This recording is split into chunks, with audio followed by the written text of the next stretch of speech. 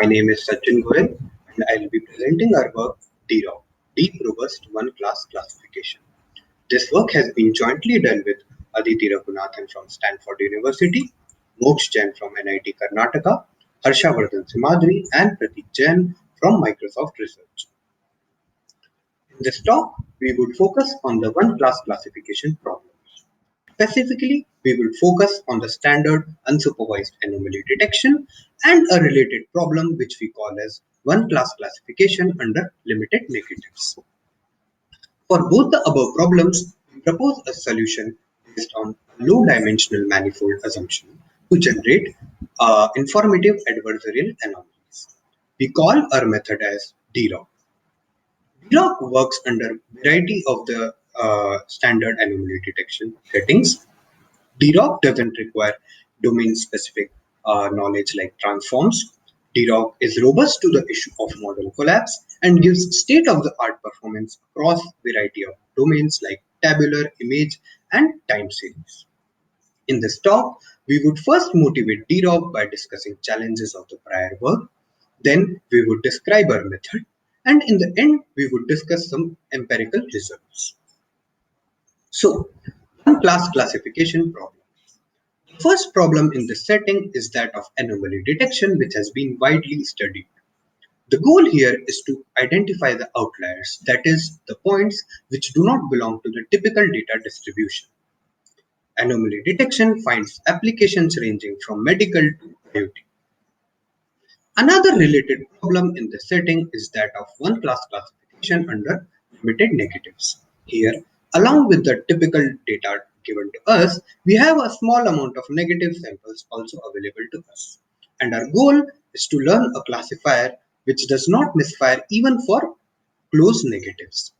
For example, this kind of problems finds application in AI systems like weak word detection, where the weak word itself forms the typical data. And our goal is to learn a classifier which does not misfire even for inputs which are very close to the weak word but not exactly the same. This is because the misfiring of the system might be very costly and we would not want our phone to randomly fire while it is in the pocket. So, coming on to the prior work on anomaly detection. We have classical approaches which try to model the typical data distribution using some simple functions like constructing a minimum and closing wall.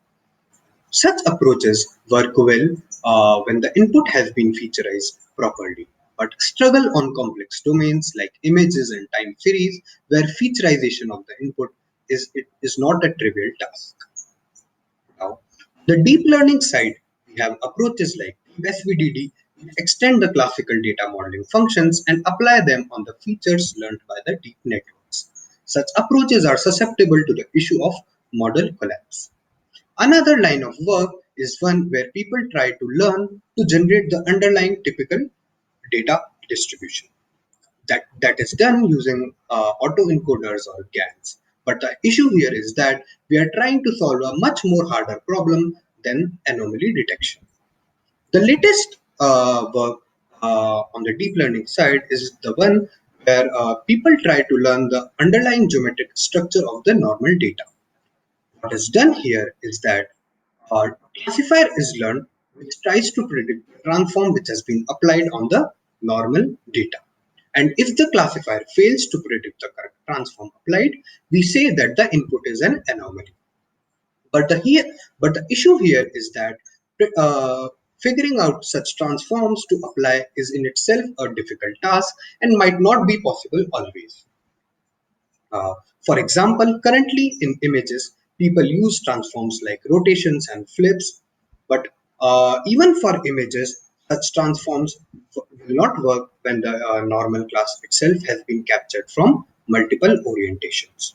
And in fact, sometimes the inherent structure of the normal class itself, for example, the digit 8 of MNIST dataset, would inhibit you from using transforms like horizontal flip or vertical flip. So, what is our goal? Our goal is to come up with an approach which does not require any handcrafted features, does not require any domain-specific knowledge like transformations, is robust to the issue of model collapse, and gives state-of-the-art performance across variety of domains like tabular datasets or image datasets or time series datasets. So, in this talk, we propose our approach DROCC, Deep Robust One Class Classification. It is based on the assumption that the set of typical normal points lies on a low-dimensional, locally linear manifold which is well sampled. The above hypothesis is in general valid for domains like vision and speech. What we say is that any point which is more than a threshold distance away from a normal point on our low dimensional manifold, we will call it as an anomaly. Since our manifold is low dimensional, we can use Euclidean distance to compare points over the manifold. Hence, what we do is that we generate a bunch of these anomalies which are more than a threshold distance r away from the normal training point on our low dimensional manifold. And we add these generated anomalies to our trained data set and train the classifier again. So the formulation for approach DROCC looks like this. The first term corresponds to minimizing the loss over the available normal training data. And the second term is a min-max problem where we try to find a point x which is more than a threshold distance away from our manifold and is still classified as normal by the classifier. Now, since it is a high dimensional data set, there can be a large number of such points near our manifold. So what we do is that we use standard gradient ascent similar to adversarial training to find the most optimal point x, which is misclassified as normal, and add that optimal point back to our training data set. So again, what we do is that we try to find these blue points which are more than r distance away from our low dimensional manifold and are misclassified as positive. We add these blue points to our training data set. We retrain our classifier and we can go on doing this until some conversion. The hope here is that uh, the hope here is that uh, these blue points initially there will be a lot of these blue points which are more than a threshold distance r away, but with iterations as you go on finding these blue points and add them back to your training data set, these blue points will go on decreasing and in the end you will have a perfect classifier which classifies all the points more than a r distance away from your low dimensional manifold as anomaly. Now, by this definition itself, DROCC is robust to the issue of model collapse. It is because having a representation which maps all the inputs to a single value would give you a very poor classifier.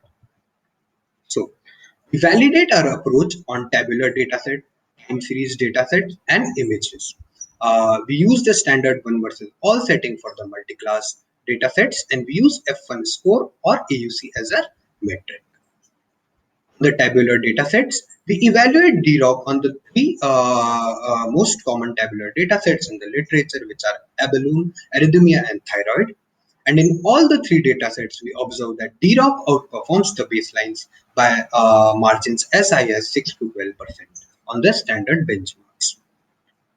Similarly, in time series, we evaluate DROCC against epileptic seizure dataset and the Google 35 dataset and observe gains as high as 2 to 4% against baselines on the standard benchmarks.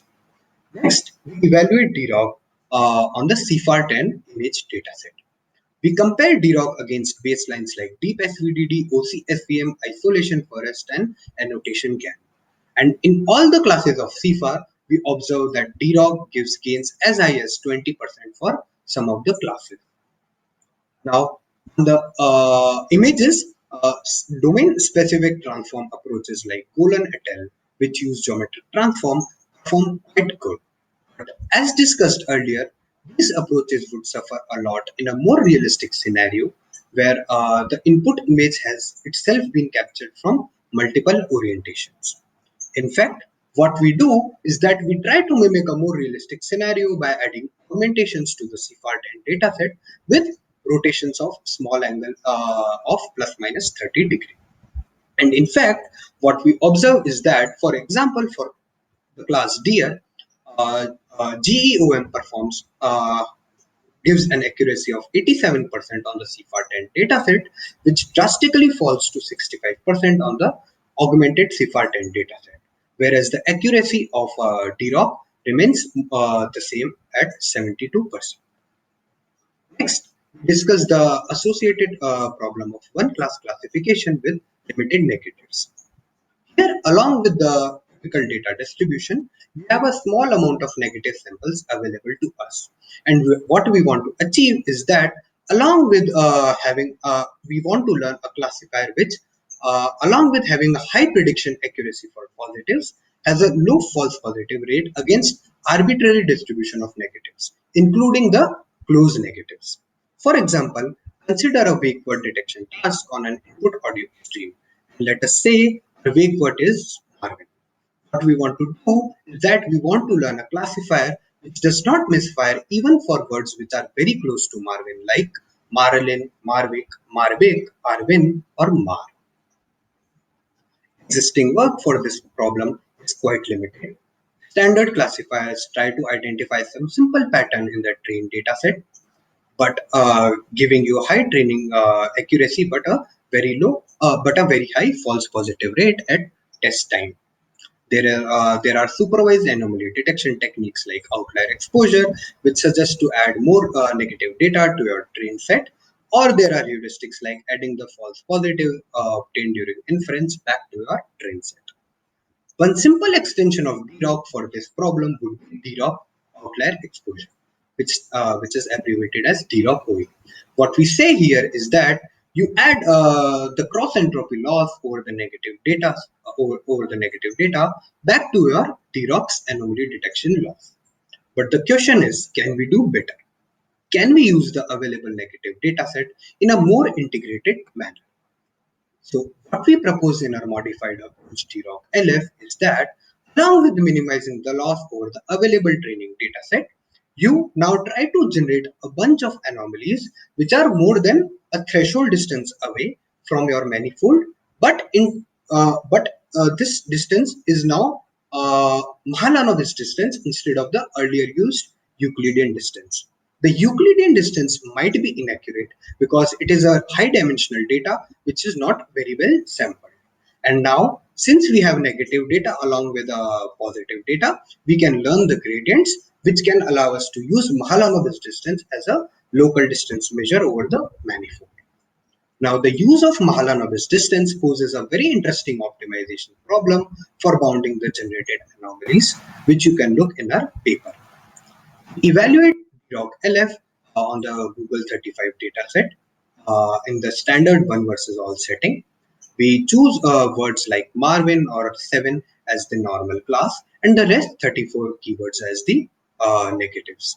But additionally, what we do is that we generate a bunch of negatives like Mar, Marlin, Arvin, Arvik, or Marvik, and add that to our test data during the inference. Compare various baselines with DROCC. We compare the recall values of various baselines with DROCC at a fixed false positive rate. As you can see on the right, even the simple extension of DROCC, which is DROCC-OE, outperforms the baselines like standard classifier and the deep SAD. And in fact, we observe further gains when we use DROCC-LF, which uses the Mahalanobis distance instead of the Euclidean distance. Similarly, we evaluate DROCC on the DROCC-LF on the digit 0 versus digit 1 classification task, where we generate close negatives which are randomly masked 50% pixels of the digit 0 and add that to our test dataset during inference. Again, we observe that DROCC-LF gives recall values which are 10% higher than the baselines at a fixed FPR of 3%. So, summarizing our work, this talk we proposed our algorithm DROCC, which is based on a weak and in general well accepted assumption of typical data lying on a low dimensional locally linear manifold, which is well sampled. DROCC does not require any side information. DROCC is robust to the issue of model collapse and gives state-of-the-art performance on a variety of datasets. We also discussed an, a similar problem of one class classification with limited negatives, where we proposed a modification or approach based on DROCC plus use of Mahalanobis distance. We proposed a new experimental setup for audio and image dataset, providing strong state-of-the-art numbers that are meaningful for a much more practical problem. In the future, we would like to study the DROCC from a much more theoretical point of view and provide generalization bounds. Also, we would like to extend our method to other domains like bioinformatics. We thank you for your time and would love to answer any queries in the